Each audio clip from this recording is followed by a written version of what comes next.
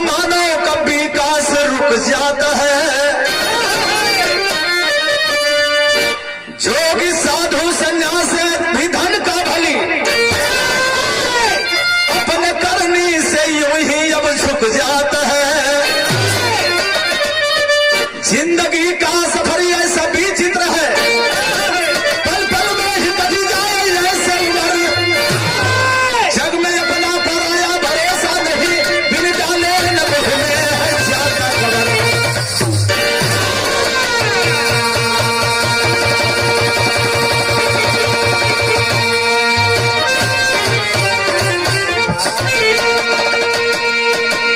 लेकिन भैया हो, यही बताता है, इतिहास बताता है, शास्त्र बताता है। बाबा साहब ने अपने संविधान के माध्यम से लिखा है, शिक्षित बनो, संगठित बनो, संघर्ष करो। वो मंजिल दूर नहीं है जिस मंजिल की ओर हम इशारा करते हैं, और उस मंजिल पर जाने के बाद तुम्हें हर कामयाबी मिलेगी। क्या कामयाबी मिलेगी भैया? बड़े संकेत लगल, संकेत हाव का वह सही है पानी।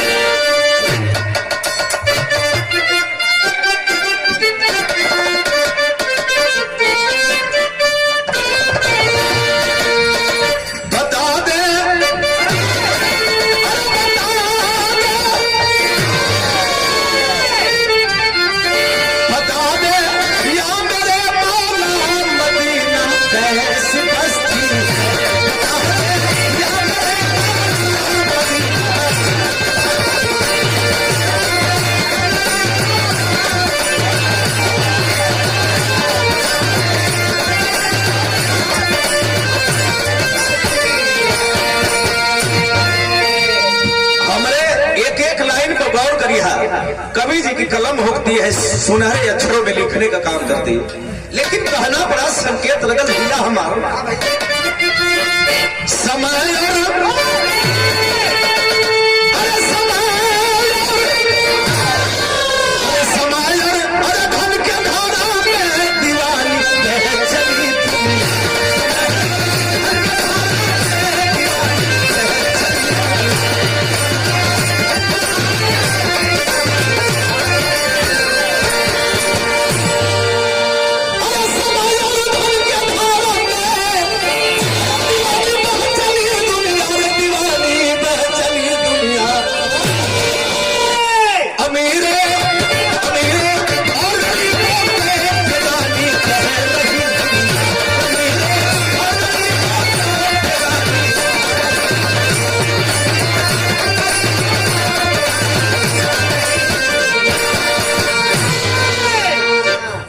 चचा ये आपकी तरफ से शुरुआत लगल भैया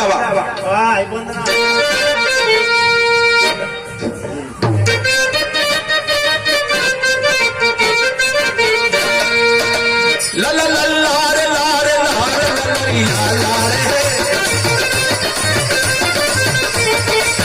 तना लारे लारे लारे लारे लरिया लारे वन बिहार करके राजा वापस आया है। होगा एक जन्मदिन मुनादी तब फिरवाया है। भैया हो बात को समझ ले, यही बिहार में जो पटना है, पटना का ही रहने वाला राजा हंसराज है। एक दिन गया वन बिहार कर दे, धनंजय सेठ मिले, दोस्ती हो गई। दोस्ती में कह पड़े, राजा ये बोले कि भैया अपने बेटा का जन्मदिन मनाओ थे, वो जन्मदिन में आपके जो सादर आमंत्रित करा थे, और घरवा आके हो भैया तू राजा एक आदमी के ढोल लगाना दे, ले जाओ चारों तरफ जुटैया फिरवा दो कि कोई भी दलित परिवार का, शुद्ध परिवार का एक भी बच्चा, एक भी आदमी, एक भी स्त्री मेरे बच्चे के जन्मदिन पर आना नहीं चाहे, नहीं तो बात बिगड़ जाएगी। उसे कोल्हू में फिरवा देंगे, सामने गोली मरवा देंगे, उसका कत्लेआम कर देंगे। हमारे उत्सव में यह छूट कोई नहीं आएगा। जो भी आए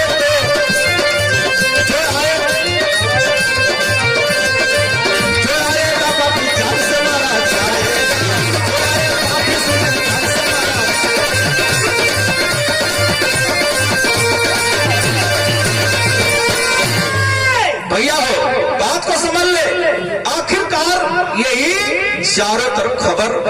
करवा दिया कि अगर हिम्मत हो राजा के लड़का के जन्मदिन पर जाके शामिल होकर नभर चमार मुसावर डोम धरकार कुर्मी पासी पटेल यादव छतरी चौहान जितने भी शूद्र परिवार 85% के लोग हैं, कोई किसी की हिम्मत नहीं कर रही है कि राजा के बच्चे के जन्मदिन पर जाया जाए। इतना नहीं, इधर देखा यही दिन जन्मदिन वही दिन धनंजय सेठ अपने घरे से चल रहे, घर से चल रहा, वन में आए और रास्ता भूलने लगे। एक लड़की दिखाई पड़ी, वो लड़किया के बुला के राजा कलर है लड़की रास्ता बताओ, मुझे हंसराज के घर पे जाना है। लड़की रोवत है कापत है, बाबू हम कुछ न बता पाई, अगर हम बता दे राजा जान जाई है कि शूद्र परिवार का वो लड़की बतौलस रास्ता, तो राजा हमके कोल्हू में परवा दी है। ए साहब आप रथ पर बैठल हुआ, रथिया पर भी बढ़िया लगत हुआ, आप राजा महाराजा हुआ, आपके हम रास्ता क्या बताई, आप चल जा। लेकिन राजा के जिद करने के बाद वो लड़की बोलती है कि अच्छा तो बाबू ऐसा बात है तो सुना, हम तो के रास्ता बताओते हैं। अरे यहाँ से चल जाइए कुछ दूर उत्तर, उत्तर के बाद पूर्व हो जाइए, पूर्व के बाद दक्षिण हो जाइए, और दक्षिण के बाद पश्चिम हो जाइए बाबू। ऐसा ही कई ठे मोड़ लड़की बतौलस राजा, अब सोच में पड़ गई ना कमर रास्ता पकड़ के हम जाइए, कमर रास्ता पकड़ के जाइए। यह सोचत में राजा अचानक राजा बोले हाथ जोड़ करके वो लड़की से, रे लड़की सुन मेरी बात, रथ के पास गई लड़की, आओ न बेटी वो रथिया पर बैठ जाओ। रथ पर वो लड़की बैठ जाती है, कहती है बाबू अगर तनिको राजा जान जाए है कि शूद्र परिवार का है, हमके जान से मार दी है। ये राजा साहब यह कहला धनंजय सेठ, करे लड़की बैठ रथ पर, तुम्हें कोई दिक्कत नहीं होगा। रथिया पर लड़किया बैठ के गई, अजय समय रथिया रोकल यह राजा के राजमहल में आए है, लमही से देखा कि सजावट बढ़िया है, नाच गाना बढ़िया होता, लेकिन आए है भैया हो भाई देखा वो राजा के पहुंचने के बाद जब राजा हंसराज देखा धनंजय सेठ अपने साथी को, आओ भगत शुरू हो गए, पानी काना प्रिया लग रहा लोग, लेकिन ये लड़किया के लोग यह न कहते हो कि आई लिया तनी छुछऊ पानियों की पूछ दे जा। अरे राजा तो राजा होता है, गरीबन के दुख दर्द जानी हो भैया, लेकिन गरीबी अमीरी में का फर्क होला, गरीबन के पास दिल होला, अमीरन के पास पैसा होला, अंतर ही है बा। लेकिन वो गरीब की बेटी सोचत हिया रथवा पर बैठल का हमके पानी ना पिए यहाँ बुलका कुछ ही नहीं है ना, लेकिन वो अपने में धनंजय सेठ राजा हंसराज एकदम भैया समय ना है। लड़कियां रथिया पर बैठल देखत हिया, सोचत का है तर्ज लगल, कौन तर्ज भैया हमारा वा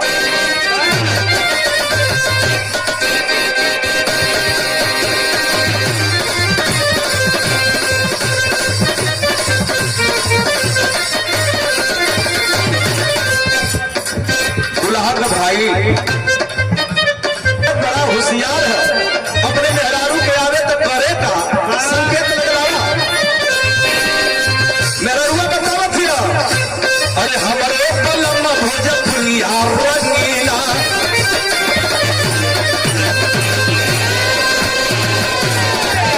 अरे हमारे पलम भोजपुरिया रंगीला, हमके सहरिया को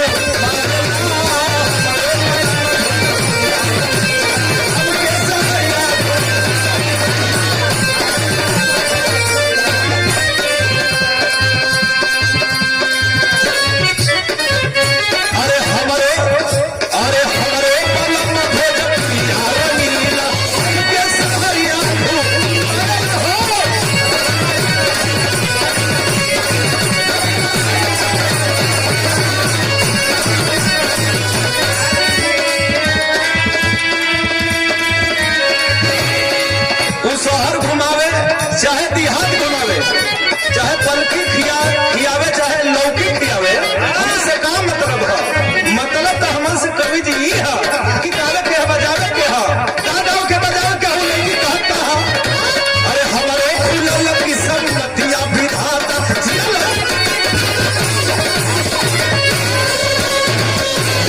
हमारे फूल की संगतिया विधाता,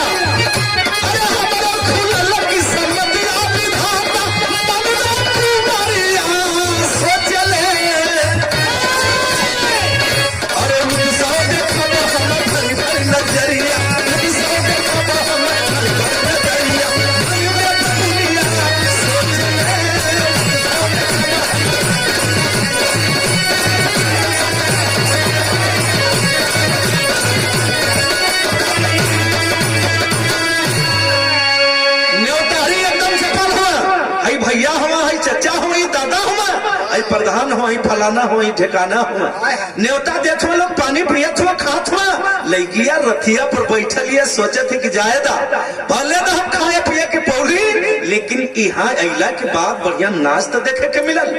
तू रही से लड़की देखा थिया हर राजा हंसराज जकरे घरवा धनंजय सेठ पहुंचल हुए, उहो राजा हम, धनंजय सेठ भी राजा हम, हंसराज भी राजा हम। अब अगर शुरू है पानी कानो लोग पियत हो, खाद पियत हो लोग, एकदम मामला गरम है, चारों तरफ खुशी का माहौल है। वो लड़की सोचत थी कि बा भाई बा बहुत बढ़िया जगह आ गई, भले मत खाए पिए के मिले, लमही से देखत है कि नाच गाना होता।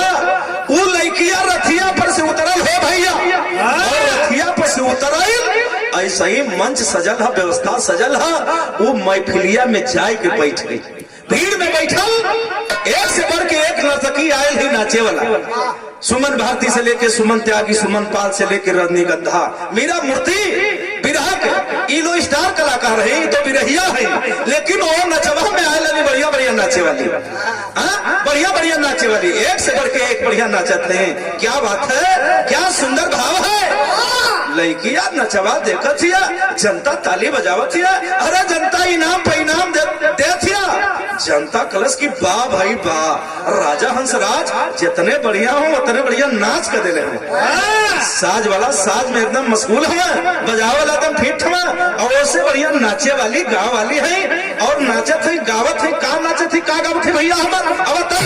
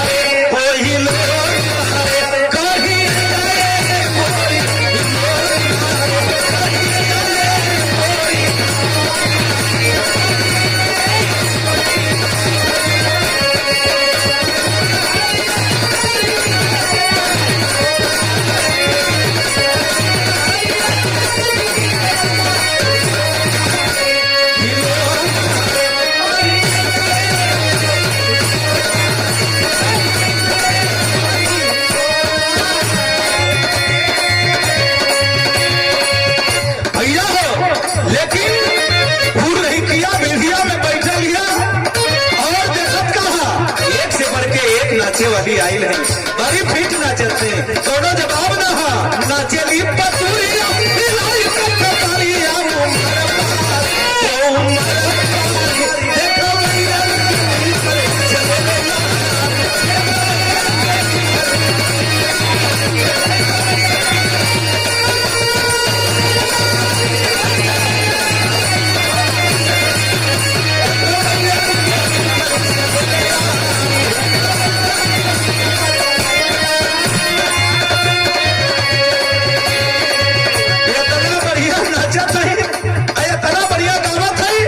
जनता एकदम दीवाना हो गई है, जेकर जवन सफर का रुपया पैसा इनाम देत हो, अपने में बतियावत कमा बा भाई बा, जितने बढ़िया नाचत है उतने बढ़िया गावत है, लेकिन वही में से कुछ लोग बतियावत हो, अरे नहीं से कोई साथ नहीं होई,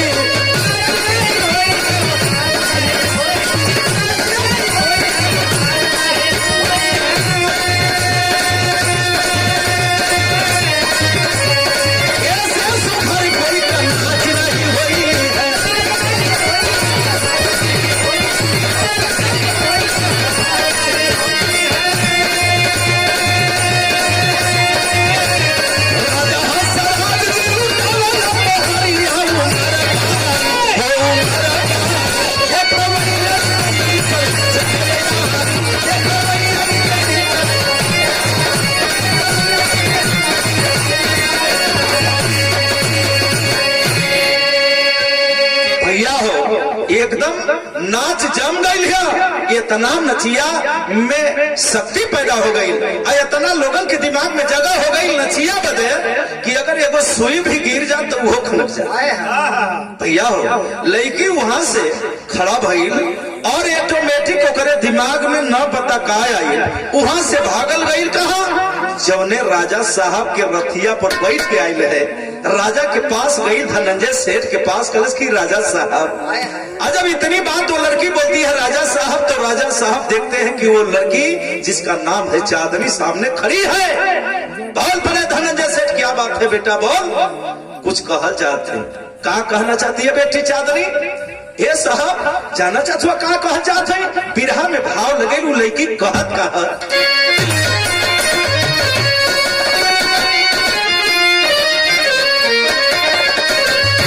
अरे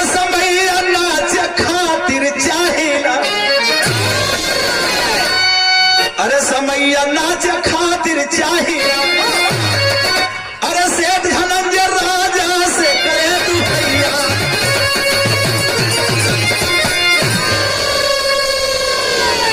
जब धनंजय सेठ सुनल की लड़की नाचा चाहती है तो किया सिपाही धनंजय सेठ, किया सिपाही धनंजय सेठ हंसराज तब मान गए। मंच पर हवाला तो सब दर्शकों के ध्यान दे, बहुत बढ़िया व्यवस्था, जीवन व्यवस्था में वो लड़की बा। लड़किया के संगवा लेके लिया के धनंजय सेठ हंसराज जहवा नचवा होता है वहां पहुंचना लो। पहुंचते ही राजा को देखते ही महफिल सन्नाटा तो पड़ी है। राजा मंच पर खड़े होकर बोलते हैं कि साज बंद करो, नाचने वाली बंद करो, गान बजान बंद करो। राजा जब इतना देश के कर मजाल है कि गाई बजाई हाई देखे, राजा कहना चाहते हैं इतनी बढ़िया महफिल सजी है, इतना बढ़िया साज बाज बज रहा है, लेकिन मैं कुछ कहना चाहता हूँ। लोग कहना कि भाई राजा नचीहा का, लेकिन लोग एकदम चुपचाप पड़ल हुआ, शांति बनौला हुआ। राजा कहला कि ये लड़की को आप लोग देखते हैं ना, ये लड़की इस मंच पर नाचना चाहती है। जब इतनी बात में फिलिया के लोग देखना सुनला तो कल कहाँ से फिर बिना लिया कि महिला गड़बड़ा, इतना बढ़िया नाच जमल लिया तब ले एक का लेके कुछ लोग कहला कि ना राजा साहब ये लड़की ना नाची। लड़की का मन थोर हो गए, सोचे लगल कि कहीं हमार कहल निरर्थक हो जाएगा, सार्थक ना हो पाई। अब तो देखी ना कि हम नाचू ना पाईला, मन ही मन बड़ा मन मलिन होती है, दुखित होती है। लेकिन राजा उसी समय बोलते हैं हंसराज की नहीं, मेरा साथी जब कह दिया धनंजय सेठ ये लड़की को समय चाहिए, ये लड़की नाचेगी तो आप लोग देखे या न देखे लेकिन ये लड़की नाचेगी। कुछ लोग कहला कि अब चला चल जा नाच हो भाई, लेकिन साज वालों से हंसराज सेठ कहे कि बजाओ और ये लड़की नाचेगी और गाएगी। साज वाला जब टेरे लगना लड़की सुर में सुर मिलावे लगल, गावे लगल कि नजर नजर नजर नजर हमरे रवि जी कहला बेटा बस इतने का काम है, ढेर फड़फड़ैला का काम ना है, आराम से छुआ के हटाना, बस लाइन 11,000 वोल्टेज वाली देता खुद ही मामला फिट हो जाएगी।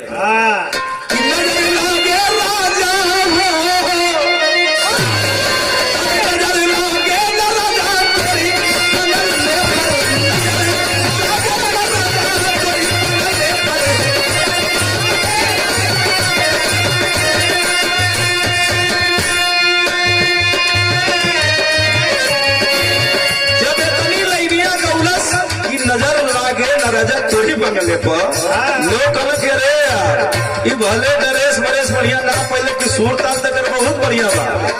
साज वाला मन बनावा लगला, अब मन से बजावा लगला, वो लड़की गावा लगल जो मैं होती राजा हो, जो मैं होती राजा की कोयलिया,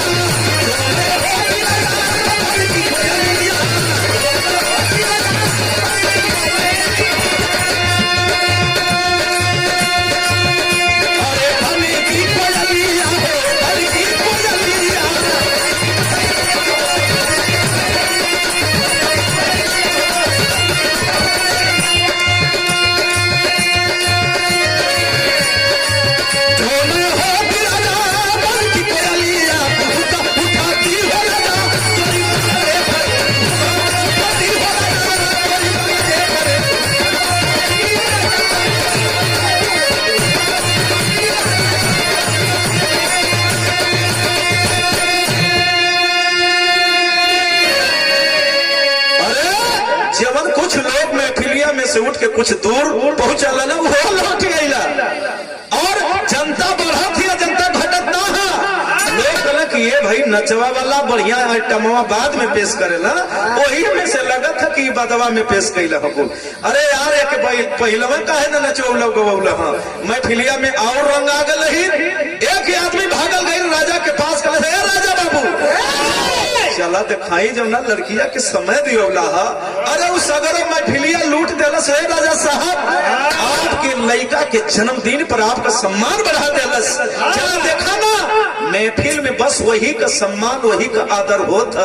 अरे जितना बढ़िया नाचत है वो से बढ़िया गावत भी है। साथ वाला एकदम मशगूल हुआ दीवाना हुआ बजावे में।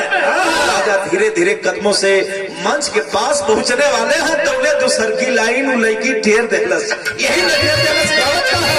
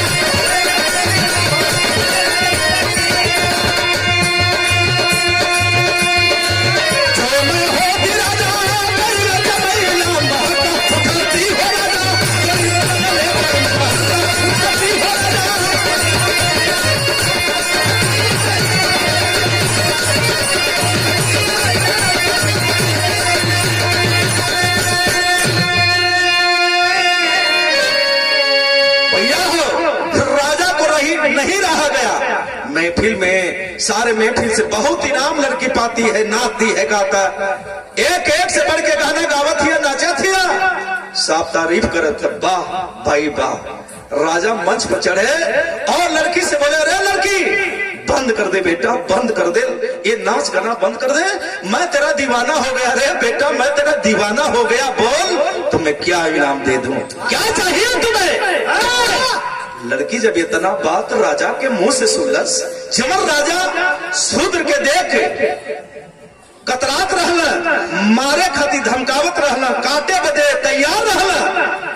ओ राजा आज शूद्र परिवार का लड़की वजह नाचत है, ओकर सम्मान करे जात हुआ, इनाम दे जात हुआ। अब ऐसे बढ़िया खुशी का हुई, लोग कहना कि वाह भाई वाह, अरे राजा ये लड़की का सम्मान करते हुए तमाम लोग भीड़ में देखत हुए। राजा कहला बेटा बोल क्या चाहिए, क्या दे दूं, बंगला दे दूं, गाड़ी दे दूं, महल दे दूं, क्या दे दूं, मोहर दे दूं, सोना चांदी हीरा मोती जवाहरात क्या दे दूं, बोल तुम्हारे खाने से कभी कमी नहीं हो सकता। लेकिन एक बात दिमाग में आकर अटक जाती है राजा के। राजा इतनी कुछ देव बदे तैयार है, लेकिन अचानक उनके दिमाग में आगल, अरे लड़की बहुत बढ़िया नाचती है, तेरा सट्टा कराऊंगा, तुझे महफिल में नचवाऊंगा, बुलाऊंगा, बहुत धन कमाएगी, लेकिन तेरा नाम क्या है रे, अपना परिचय बता। जब इतना बात सुनी है लड़की तो भाव विभोर हो गई, मंच पर रो रही है। हे राजा साहब इतना हमारे महफिल में सम्मान करत हुआ, इनाम का बात करत हुआ, ऐसे बढ़ा इनाम का चाहिए। अरे लड़की रोना बंद कर, ये खुशी का आंसू तेरे आंख से जो गिर रहा है मेरे दिल में भी एक भाव पैदा कर रहा है। राजा पूछा था लड़की बताओ थे राजा साहब हमार पता जाना चाहत हुआ, हमार परिचय जाना चाहते हो तो सुना। वो लड़की रोवत थी, बतावत थी, का बतावत भैया हमार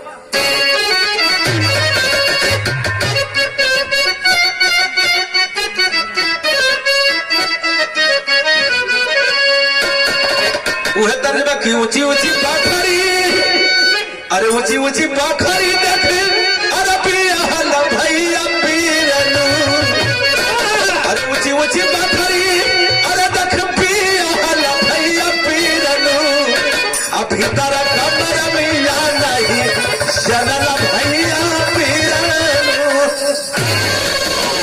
लेकिन लड़कियां बतावत है चादनी किए राजा साहब हमारे नाम जाना चाहता हूँ, सुना।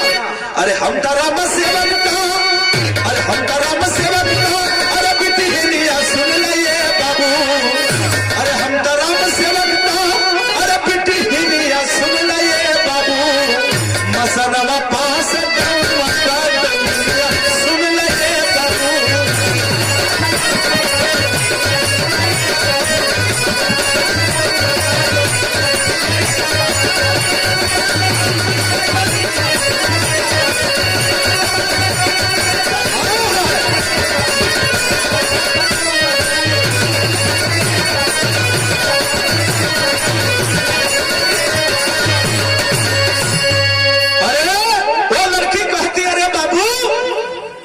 मसनवा पर बाबू हमार हुए, उनका नाम राम सेवक है। जात का हम डोमी नहीं बाबू, जात का हम डोमी नहीं, इस बात को कहती है। लेकिन राजा बहुत ध्यान नहीं देता है। तौलो लड़की रोवत है, यह बतौलस कि नामा बाटे चाहदनी, ए राजा साहब नामा बाटे चाहदनी, अरज के जानता जहानवा हो, जीवन चाहे राजा साहब दे दे भाई।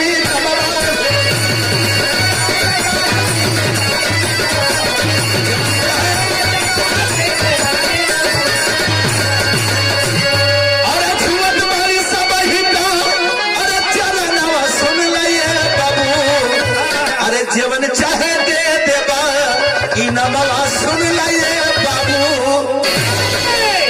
जब इतना बात राजा सुना है कि यह डोमिन की लड़की है, ये शूद्र परिवार की है, राजा साली को पकड़ लो, भागने न पाए। जब वीर रस का तर्ज लगल भैया, राजा देश का करत हो।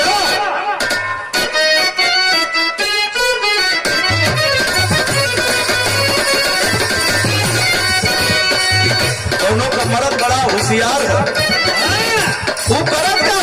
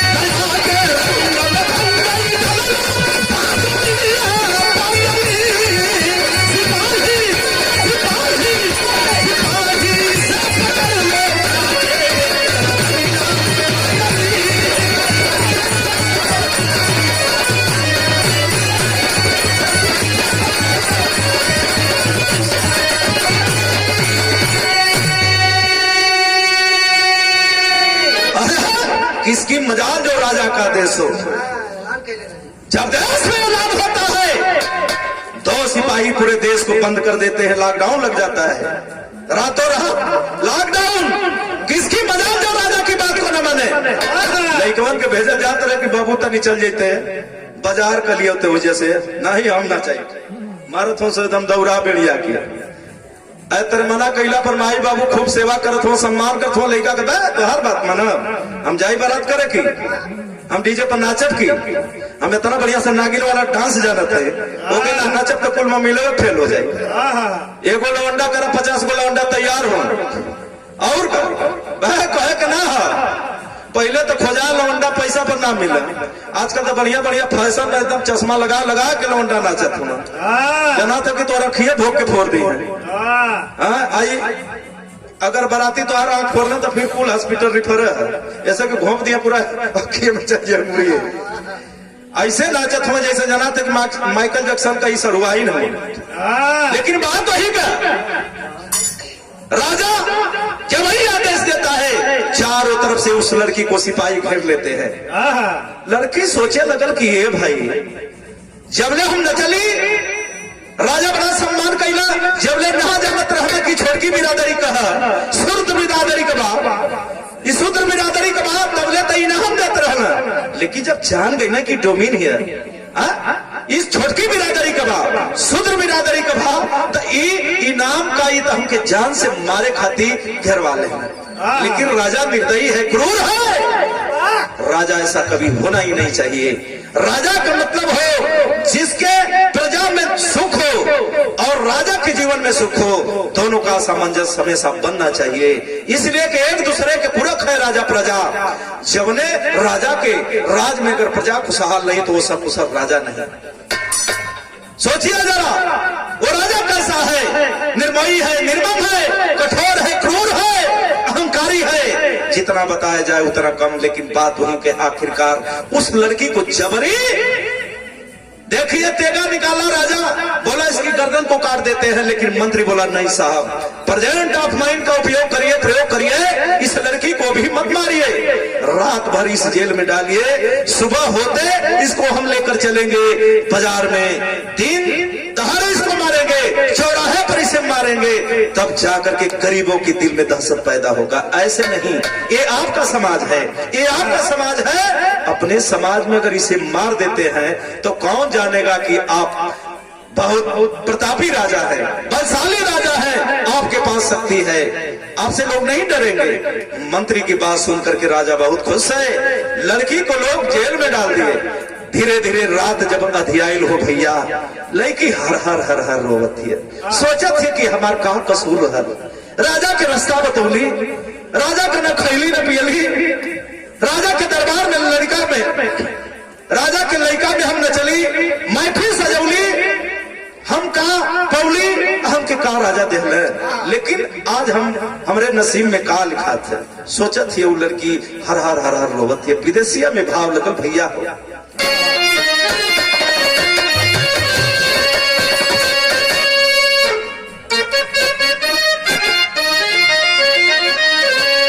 वो लड़की रोवत है कि आग लगो, आग लागो,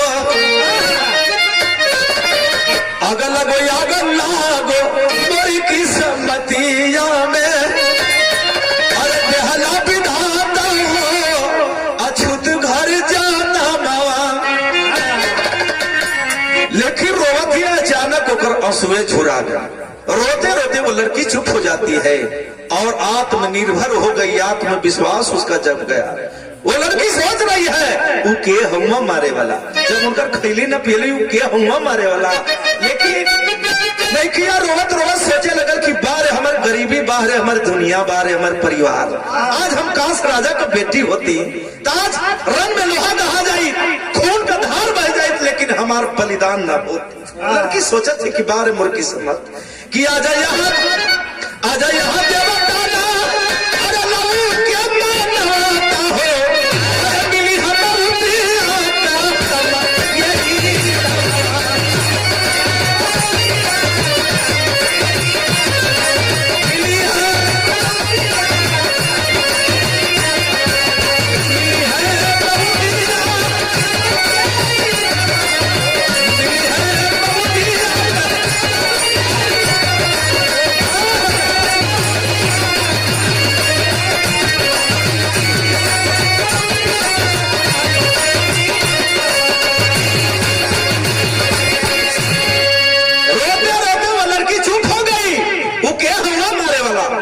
न पई है।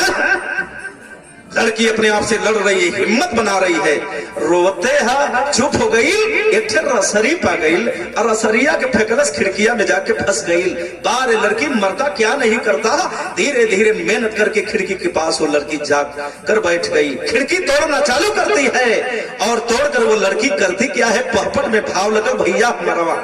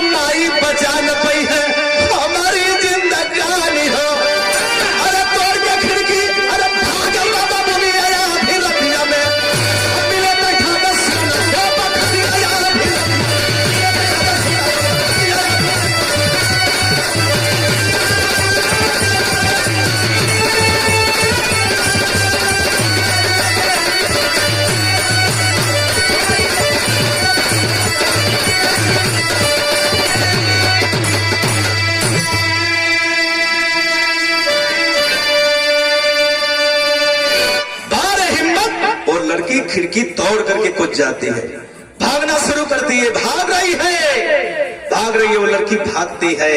लेकिन कवि जी भाव लिखल है आल्हा में, का लिख रहा भैया हमारा बात।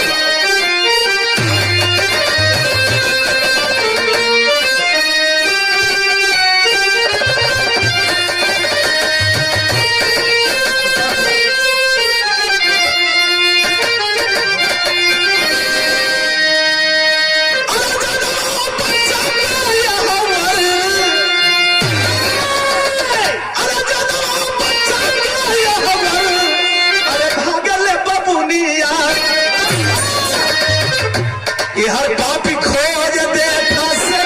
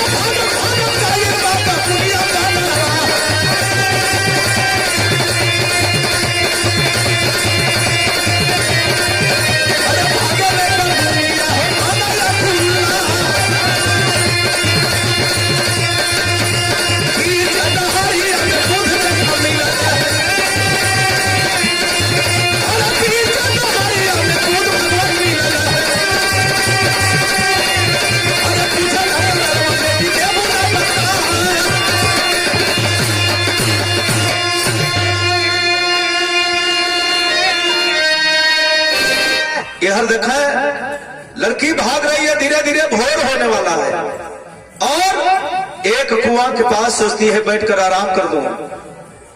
बरगद का वृक्ष है, पीपल का वृक्ष है, वहीं बैठी है। तबले एक आदमी वृद्धा शरीर है पास में आकर सवाल कर दिए, बेटा कहां से आ रही है, कहां जा रही है? इस सुनसान जंगल में, वीरान जंगल में अकेले कहां जा रही है? कहां तेरा घर है, कहां का रहने वाली है? लड़की रोती है, कहती है कि ना साहब हमके मत रोका साहब, अगर हमके रोकबा हंसराज राजा अगर हमके पकड़ ली तो जान से मार दे। नहीं रे लड़की, तू मेरे पास आ गई है, तुम्हें कोई मार नहीं सकता है।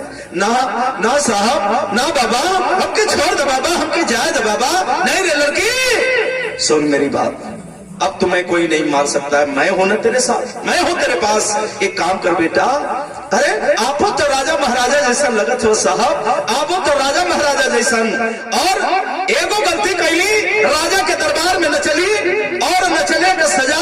राजा जब ले जानत रहना की छोटकी बिरादरी का, तबले तो बहुत खुश रहना, लेकिन यह समझ जाना की छोटकी बिरादरी का हमके जान से मारे जाते रहना, जेल में बंद कर देना। लोग कैसा हूँ साहब, खिड़की तोड़ के भाग के हम आवत हैं, ए साहब हमके छायदा, वरना राजा का सिपाही पकड़ ली है, राजा पकड़ लिया, हमके जान से मार दी है। लेकिन ये तने में भयल का भगवान बुद्ध का है। अरे लड़की, वो कोई मामूली आदमी नहीं, पहुंचे हुए भगवान बुद्ध बहुत दिनों तक सत्य की खोज में लगे रहे और अपनी पहचान समाज में बताया कि मैं गौतम बुद्ध हूँ, राजपाट छोड़ करके मैंने सत्य का खोज किया। लेकिन दुनिया में सबसे बड़ा धन है, दुनिया में सबसे बड़ा सत्य है, तो जो दिखाई देता है वही सत्य है। सूर्य, चांद और माँ पिता, मौत, जन्म, ये सब सत्य है। गौतम बुद्ध अपना विचार दे करके समाज को जागृत करने का काम किए, लेकिन वो लड़की के समझावत हुआ ये तने में वो राजा के साथ में सिपाही तमाम लोग खोजते उस लड़की को, चारों तरफ से राजा समेत गौतम बुद्ध को, उस लड़की को घेर लेते हैं और घेर करके राजा हंसराज कहता है, अरे भगवान ये लड़की से बतियावत हुआ, शूद्र हो जीवा, आप दलित हो जाएंगे, एक काम करिए इस लड़की से बात मत करिए। ये साहब एक ही छोड़ा, हमरे हवाले कदा, हमरे हवाले कदा। लेकिन भगवान का लड़की अगर नहीं हवाले करूंगा तो क्या करोगे? आप मुझसे बात करते हैं, मेरा नाम है हंसराज, मैं प्रतापी राजा हूँ, मैं कुछ भी कर सकता हूँ। लेकिन भायल का यही में भाव लगा सदर में,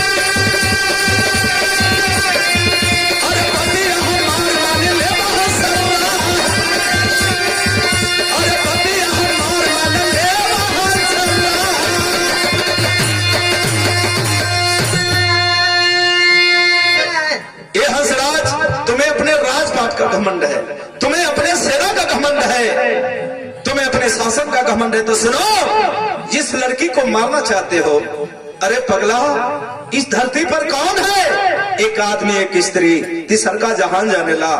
तो क्या जानता है? तुमको तो ये पता है कि मैं फला बिरादरी से हूँ, चीना बिरादरी से हूँ। ऐसी कोई बात नहीं है।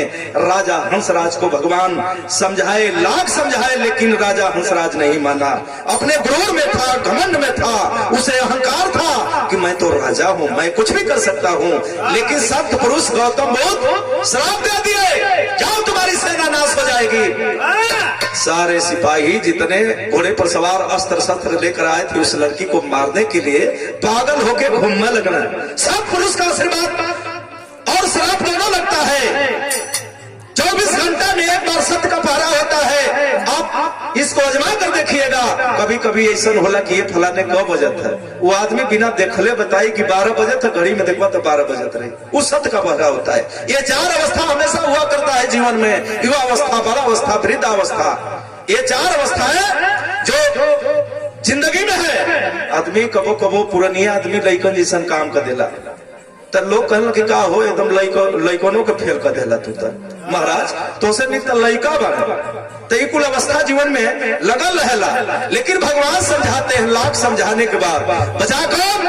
हंसराज केवल है। सारी सेना पागल होकर घूमना शुरू करती है। हंसराज से कहते हैं भगवान बुद्ध कि अभी भी देर नहीं हुआ है, एक काम करो राजा, माफी मांग लो इस लड़की से।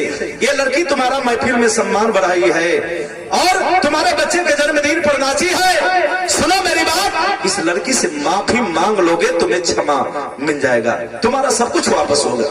लेकिन राजा नहीं माना। जब राजा नहीं माना तो खड़ी लाइन में भाव लेकर भगवान कहला का,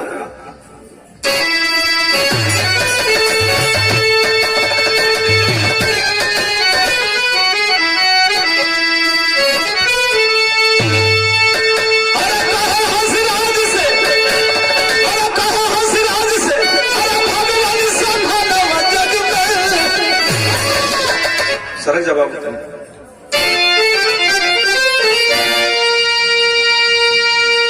अरे कहो भगवान से, कहो हंसराज से, अरे भगवान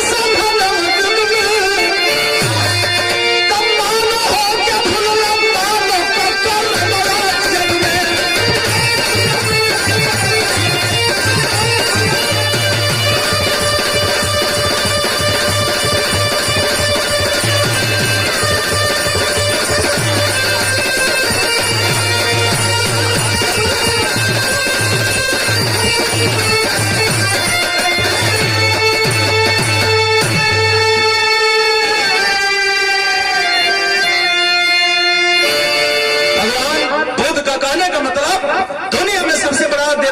माई और बाबू हमारे आज बालपन अवस्था तो काल युवावस्था हुई, फिर वृद्धावस्था हुई। ये सबके जीवन में आएगा।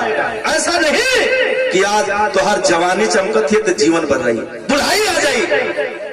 अगर अपने बाप का सेवा करवा तो हर बेटा देखी तो हर सेवा करी, अगर ना करवा तो एकदम निश्चित रूप से ना करी। अपने माँ का सम्मान करिए, माँ का, पिता का सेवा करिए, भाई को भाई समझिए, बहन को बहन समझिए। आज तो हर परिवार से संस्कार ही खत्म नजर होता आ रहा है, इसीलिए तो विनाश हो रहा है। आज भाई बहन को नहीं पहचानता, माँ बेटी को नहीं पहचानती, बाप बेटा को नहीं पहचानता। बाहरी दुनिया, बाहरी समाज सब मतलब का संगी हो गल बा। बाप के तनो कमात है, खियावत है, लेकिन बेटा बेटी जवान होत हो तो कहो कि अपने मन का न बिया कर, तुहार बात मानब, जबकि उसके रगों में आपका खून बह रहा है। एक बार भी ध्यान नहीं देता कि मेरे पिता है, इनके सम्मान पर क्या होगा, इनके सम्मान पर आ जाएगा या नहीं। यही तो बाबा साहब गौतम बुद्ध मानवर कांसी राम बताए कि जिंदगी में दुनिया का सबसे पढ़ाई है, बड़ी तो संस्कार है। अगर जिसके परिवार में संस्कार नहीं, उसके परिवार का कोई विकास नहीं। Maintenance is power. दुनिया में जिसके पास मेंटेनेंस है नहीं है, वो किसी भी शक्ति को पा नहीं सकता। चाहे 100 रुपया की कमाई हो, अगर खर्च 120 का होगा तो 20 कर्ज होगा तो कहां से आएगा? वो 15 लाख के चक्कर में कहीं घर बेचे के पड़ जाए। हम कहे कि कही भाई, हम तो जब सुनी ला तो कही ला, लेकिन हाई देखा गौतम बुद्ध भगवान हंसराज से कहते, हंसराज अरे पगड़ा अब ही देर ना भला, चांदनी लड़की के पैरों पर गिर जा तू माफी मांग ले, लेकिन राजा अड़िग है, अपने जगह पर झुकने का नाम नहीं लेता। गौतम बुद्ध का है, अगर किसी को जीतना है तो हारना सीखो। जब पेड़ में फल लगता है तो उसकी टहनी क्यों लटक जाया करती है, इशारा करती है। देखो समाज वालों, मैं तो एक पौधा के रूप में हूँ, मैं झुक जाता हूँ। उसी तरह से विकास पुरुष हमेशा झुक के रहता है समाज में, तब उसका विकास झंडे की तरह लहरता है। यही बड़े कहलगल का कहलगल भैया हमारा यार पानी क्या भिखारी हंसराज नाग भीचा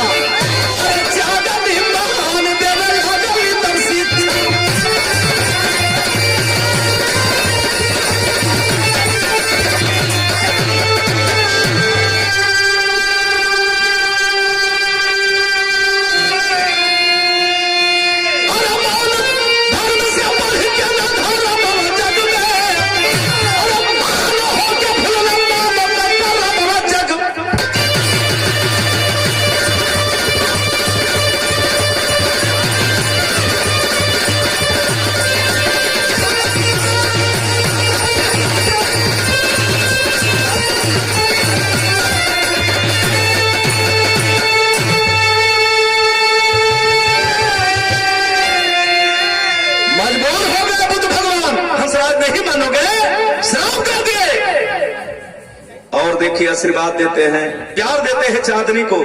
वो चांदनी बहुत बड़ी शिक्षा समाज में देने का काम करना शुरू करती है।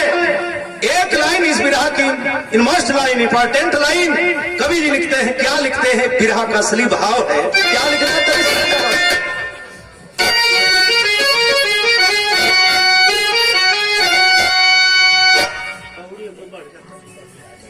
बढ़ जा,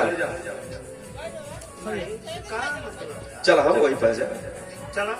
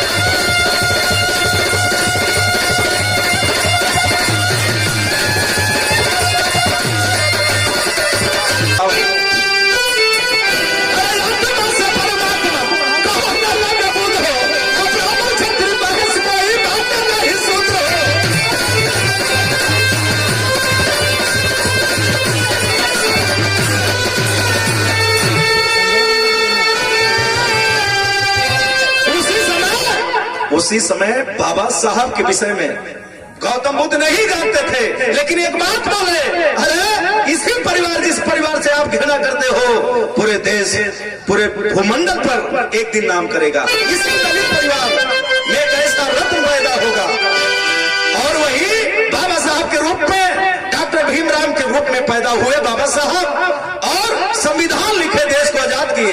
ये बदे कहलगल की लाइन बताओ थे, का लाइन बताओ थे भैया हमारा?